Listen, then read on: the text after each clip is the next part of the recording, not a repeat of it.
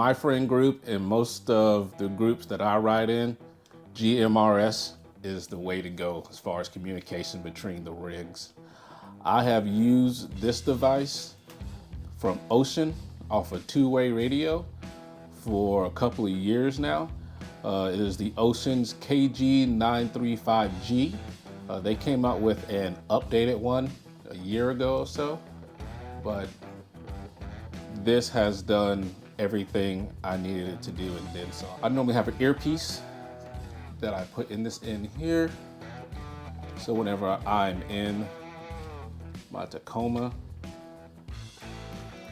it's easier to hear, and I don't always have to have this thing up to my ear. But recently, another company came out with another device that I was very interested in. And this will be my first device that I actually mounted in the Tacoma. So I decided to go with the BTECH GMRS-50PRO. Let's go ahead and see what's in here. All right, you got your instructions. There's an app that comes with this radio. We'll get into that a little bit later on. The instruction manual. You have the mount for the actual radio. I think I have a really good idea of where I want to mount this at, but we'll see how that comes along. Got some more mounting brackets for the back of the radio to mount it. I think I got a cool place where I want to mount the microphone at too. Well, we have the mic. We'll get into more details about that later. And then you have the mounting hardware for the radio, along with extra 15 amp fuses. You have your positive and negative connections here. That connects to your DC source. You have your power source here with fuses, with inline fuses in both negative and positive. Little quick connect, and that's it.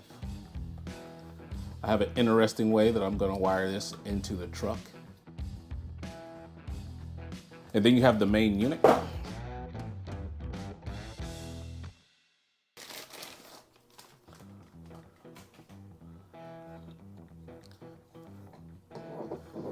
This is the main unit. Notice it doesn't have your traditional face to input your channels or change channels on this device. So this device is designed to be tucked away in your vehicle somewhere else, and you can operate it by other means. We'll get into that here shortly. You have your power, your transmit, receive, a USB-A, and then you have your 8-prong connection here. I have some ideas for that too.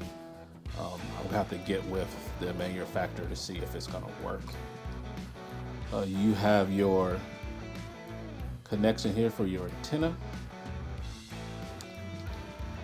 You have your heat fan, of course your power source, your cables for your power source, and then the connection for another auxiliary speaker if you need it. One of the reasons you don't need a screen on the device itself is because the microphone itself can control the device. I think it's a really cool design. It puts everything right in one place, easy to get to, easy to control. And we'll go over the functions of this push-to-talk handset whenever we get it installed. That's your other 8-pin male connector. I got some plans for this too, so it's gonna be an interesting install. Another way to control the radio is through an app on your phone. We'll go over the app here soon. whenever we get it installed to see how we can program it. But from what I understand, it's a really good app, and I'm looking forward to using it. I'm always getting in and out of the vehicle, whether I'm spotting someone or if I'm at the campsite. So I decided to go with the BS-22 Bluetooth speaker and microphone.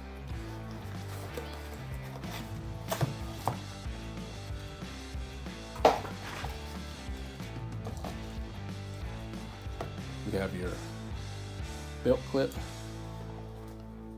your USB-A to USB-C, because it charges using USB-C, your manual,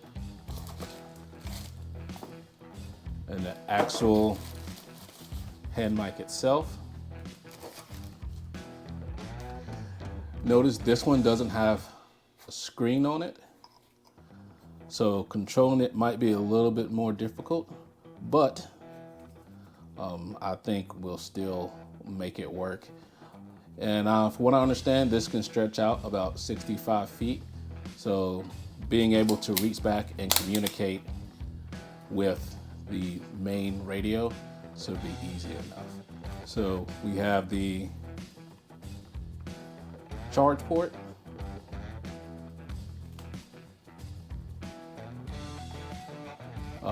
P1, P2, P3, which is the power. Then of course you have your push to talk. And then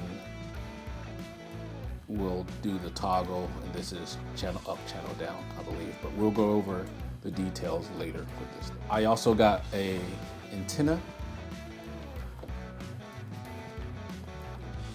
I believe it is model UT-72G, high gain magnetic antenna. I have a couple ideas of what I want to do with this, but I'm not 100% sure.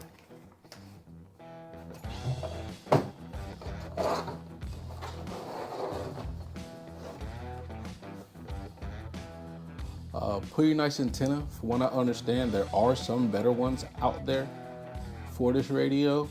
I'm gonna try this one since it was recommended by BTECH, and I got it off their website as well. So we're gonna do that and see how it works. This antenna base has a magnet, and then it also has rubber to protect the paint. I think I'm gonna try to attach this to the top of my Tacoma, but I'll see how well it stays because the top of my Tacoma is rhino lined. So hopefully the magnets are strong enough for it to work through that rhino line. The bottom here, so you're definitely gonna wanna keep this rubber piece on whenever you put it onto your vehicle. Also to protect the paint. I'm not too worried about paint. That's one mistake. So that's it for the unboxing. The next video, hopefully, I'm gonna be installing it. It may take a couple days to install it. I got to get my head wrapped around the install process. And then I have to decide where I want to mount this stuff and how I want to proceed from there. So until next time, I'll see y'all in a couple weeks with this install process. It's gonna be a good time. Stay tuned and let's see where I can mess up.